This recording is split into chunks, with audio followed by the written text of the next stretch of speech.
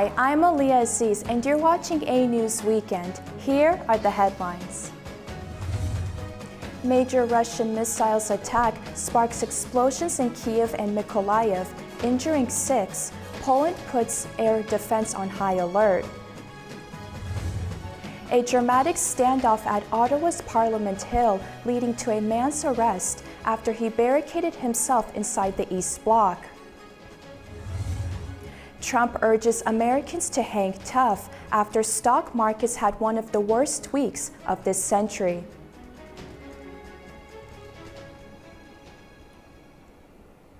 Russia launched a series of overnight missile strikes on Ukraine, causing casualties and widespread damage from Kiev and Mykolaiv.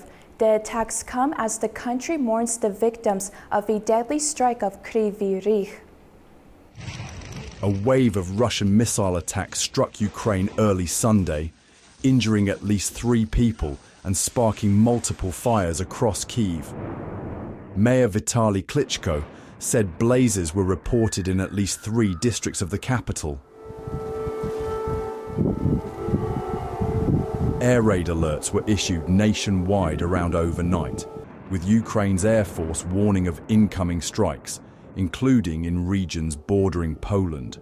Poland's operational command confirmed that Polish and Allied aircraft were scrambled in response to the Russian air activity to safeguard Polish airspace.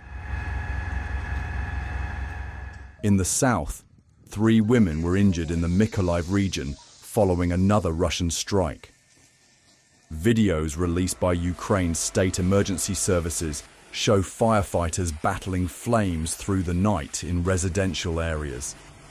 These latest attacks follow a devastating drone strike on Kryvyi Rih, which killed 18 people, including 9 children, and injured at least 75. Ukrainian police released dramatic footage of the immediate aftermath.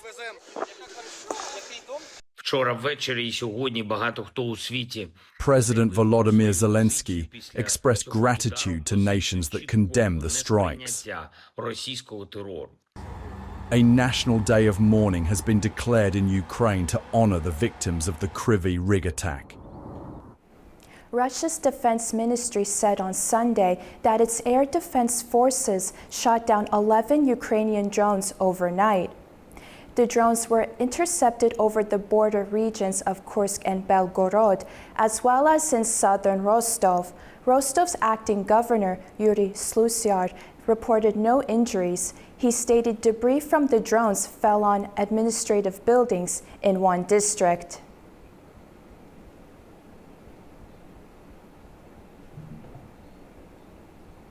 Civilians in Poland are getting hands-on military training amid growing concerns over regional security. A weekend drill brought people of all ages together under the Train with the Army program. In the port city of Gdynia, ordinary Polish citizens, men and women, put on uniforms and picked up rifles. It's part of the Ministry of Defence's Train with the Army program, now in its 6th round since launching in 2022. The 2-month courses teach basic military skills, how to handle weapons, personal defense, survival tactics, and first aid. Until the war in Ukraine broke out, I didn't think about military training at all. But now I see what's happening in the world. I'm a patriot and believe we must be prepared.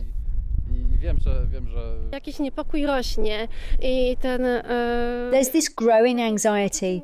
We don't know how the conflict will develop or if it might reach Poland or the Baltics. Either way, we'll be involved. The initiative is part of a wider national push to strengthen defense readiness. Prime Minister Donald Tusk recently announced plans to train 100,000 volunteers by 2027, with incentives like getting commercial driving licenses during service. Galvanized by the ongoing conflict in Ukraine, Poland now leads NATO in defense spending, planning to hit 4.7% of GDP this year. It wants to raise that to 5% by 2026. United States Secretary of State Marco Rubio has called on other NATO members to follow Poland's lead. Austria is stepping up its efforts to stop the spread of a highly infectious livestock disease.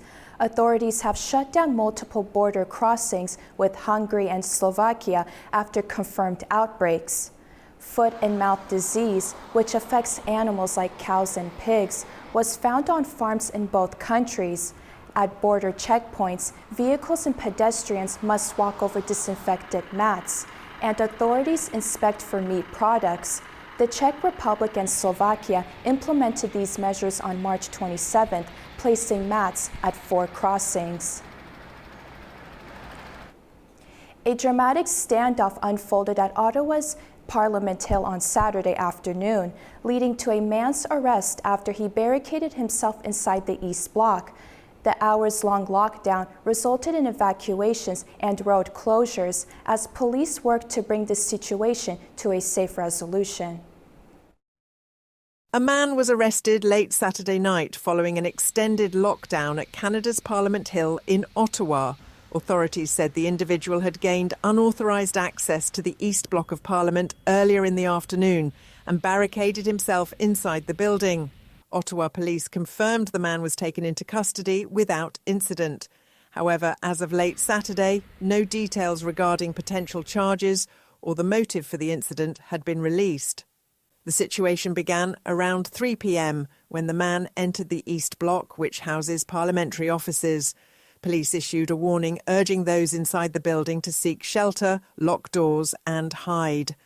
Emergency services evacuated the East Block and authorities cordoned off a significant section of Wellington Street, blocking both traffic and pedestrians. At approximately 11 p.m, police confirmed the barricade situation had ended and that one man was in custody. No injuries were reported and the investigation into the incident is ongoing.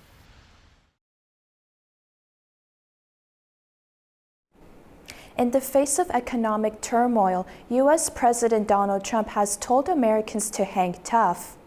He posted the comment on his Truth Social site and added that he promised historic results from the sweeping tariffs introduced earlier this week. These tax hikes have gripped the world and the financial markets, with Wall Street's fear level at a 5-year high. Financial experts are fearful about the risk of recession and an extended global trade war.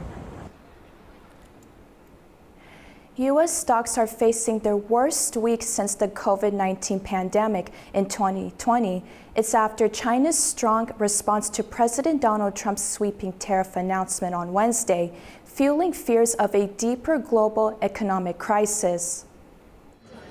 Markets around the world tumbled this week, marking the worst performance for U.S. stocks since the 2020 COVID pandemic.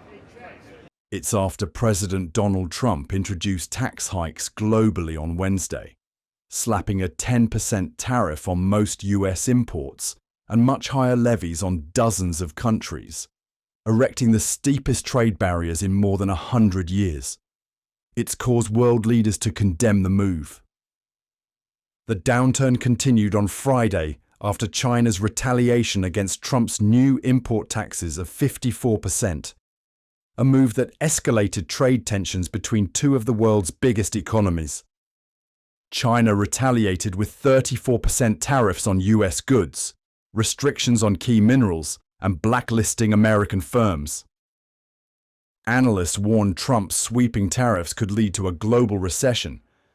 The S&P 500 dropped nearly 6%, with companies wiping out $5 trillion in stock market value, according to reports.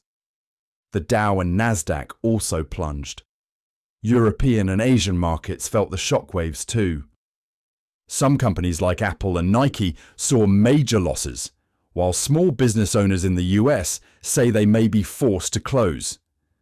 Despite the turmoil, Trump defended his trade approach.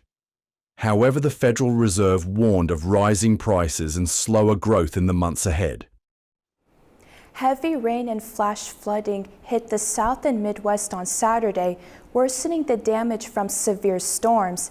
At least 16 weather-related deaths have been reported, including 10 in Tennessee, as rivers swell and flash flood emergencies continue.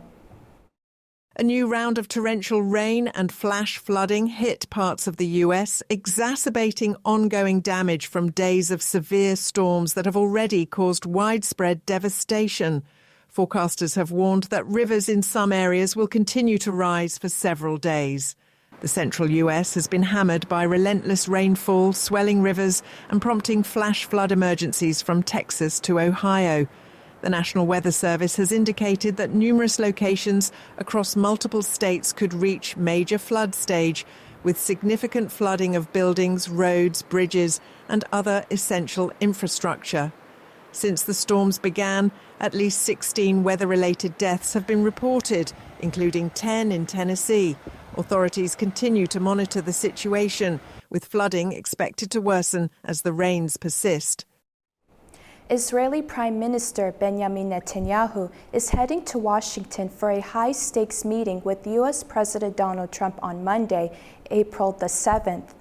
He'll be the first foreign leader to hold direct talks with Trump over the newly announced 17% tariff policy, which could impact key Israeli exports like medical equipment and machinery. The two are also expected to discuss rising tensions with Iran, Israel-Turkey relations, and efforts to free hostages held in Gaza. Thank you very much. Turkey has issued a strong message to Israel, warning against further military action inside Syrian territory. Turkish Foreign Minister Hakan Fidan said Israel's actions are laying the groundwork for future instability across the region and that Ankara doesn't want confrontation with Tel Aviv. Fidan says that repeated Israeli attacks on military sites in the country are undermining the ability of the new government in Damascus to deter threats from enemies. He made the comments during a NATO summit in Brussels. However, Israel claims its strikes are aimed at preventing hostile forces from gaining ground in the country, but Turkey sees the air raids as violations of Syrian sovereignty. Yesterday, our colleague Bakhtiar Hassanov discussed the interconnected geopolitical relations between Ankara and Tel Aviv with Melih Demirtas, a researcher from Cappadocia University. Let's listen to their discussion. Given the complex web of interests in Syria, from Iran to Russia to the United States, how might Turkey's call to avoid confrontation with Israel be received by other regional actors? As you know, we are also an important partner of NATO. Mr. Fidan actually gave the speech, gave the declaration just after and during the NATO meeting, with the high-level meeting, and he said also that we do not want any confrontation, and we do not want any, of course, any militaristic option or, situation of conflict with the other actors in the Middle East. First of all, also Israel. Israel, although it pushes the limits, it pushes also the limits of stability in the region. Not only in Palestine. Think about these losses, nearly 50, maybe more than 50,000 of people, its civilian population is lost in Palestine, but not only there, but also in Lebanon, but also now in the southern Syria. The line of Damascus, the line of the inside Syria is also maybe threatened by this Israeli harsh militaristic option. And now we just want to think about the other neighbors, also Iran, also Russia, and the stability in our region, and also stability inside Syria. Syria wants to have now, as a new democratic and stable country, although many ethnic, many colorful atmosphere, you can say that inside the region of Syrian community, but still we want to support them, and we want to also support this stability ideal in the region. And now all the world, I think all the world public opinion, starting the United Nations, the United States, they must have some, opinion, and they must have some voice upon Israel and upon Mr. Netanyahu.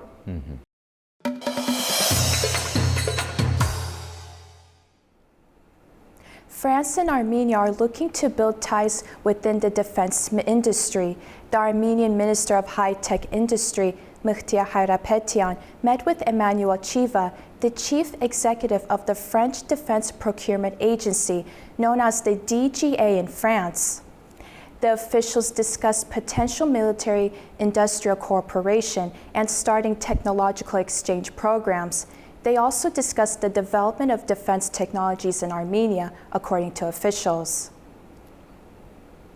Armenian President Vaghen Khachaturian has signed a law to launch the country's accession process to become part of the EU. The signing took place on Friday. The move follows a parliamentary vote in March and is based on a public initiative backed by thousands of signatures. Prime Minister Nikol Pashinyan had earlier said that a referendum may still be needed. However, the decision has sparked concern in Russia. Moscow warns that the step could signal Armenia's exit from the Eurasian Economic Union, but Yerevan plans to stay in the EAEU and maintain strong regional ties. Azerbaijan welcomes a new international resolution on landmine victims, adopted at the UN Human Rights Council on the International Day for Mine Awareness. The country says it marks an important step towards restoring the rights of millions affected by the devices. Azerbaijan is a co-sponsor and says the move brings global mine action to a new level. According to officials, more than 13% of Azerbaijan's territory is contaminated with landmines. Baku is calling for more international cooperation in urging Armenia to provide accurate minefield data. Azerbaijan, Georgia, Turkey, and Bulgaria have signed a memorandum of understanding to advance a new green energy corridor aimed at transmitting and trading renewable electricity across borders. Energy ministers from the four nations emphasized the strategic importance of interregional cooperation in renewable energy and energy security. The corridor will leverage Azerbaijan's renewable energy potential and aims to support the region's integration into European energy transmission systems. Turkey says it's making significant strides in its transition to clean energy. New data from the Energy Ministry reveals a shift towards renewables in the country's energy mix. Power generation from renewable energy sources in the country reached nearly half of the total electricity production by the end of the first quarter of the year. Electricity generated from renewable energy sources in Turkey has reached nearly half of the country's total electricity production by the end of the first quarter of the year. That's according to data from the Energy Ministry, which shows that total electricity production in the first 3 months of the year hit 86.5 million megawatt-hours. Of that, 35 million megawatt-hours came from renewable sources such as solar, wind, geothermal, biomass, and hydroelectric plants, including both dam and river-based facilities. Turkey says it's continuing to prioritize domestic and clean energy sources as part of its broader efforts to combat climate change and reduce its current account deficit. The number of renewable energy plants has now reached more than 34,000. The shift toward renewables aligns with Turkey's strategy to support its expanding industrial sector and meet the growing energy demand of its increasing population, all while reducing dependency on fossil fuel imports. By the end of March, the country's total installed electricity capacity climbed to more than 117,000 megawatts, with the renewable sources making up 60% of that total. In Turkey's northwestern province of Yalova, a unique museum is bringing cultures together and nurturing an ancient art form. Opened in March 2024 to mark the 100th anniversary of Turkey-Japan diplomatic relations, the Yalova Bonsai Museum is already making waves at home and abroad. Nestled in the town of Karaköy in Yalova, the Yalova Bonsai Museum stands as Turkey's first and only institution dedicated to the art of bonsai, the meticulous practice of growing miniature trees in pots with roots in both Chinese and Japanese tradition. The museum was inaugurated in March 2024 as a tribute to a century of diplomatic ties between Turkey and Japan. Since then, it has welcomed 5,500 local and foreign visitors and is now aiming to reach 10,000 by the end of 2025. The museum spans a 1,700 square meter exhibition area with 200 square meters indoors. It houses 200 carefully cultivated bonsai works across 70 different species, all chosen to thrive in the regional climate. As the country's first bonsai museum, we aim to introduce this art to the country. Enthusiasts can even turn it into a source of income. We carefully selected plants that could thrive in local climate. Currently, our museum houses 200 trees from 70 different species, making it a kind of gene bank. Additionally, in terms of area, it is one of the leading bonsai museums in both Europe and the world. We aim to include species and styles that are not yet in our collection.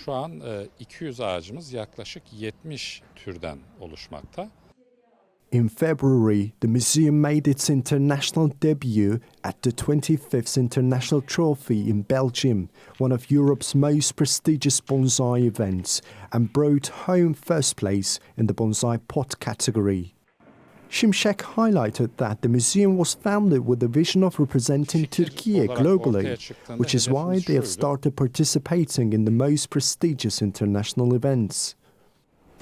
That's all we have for now at this hour. Thank you for watching and stay tuned to A News.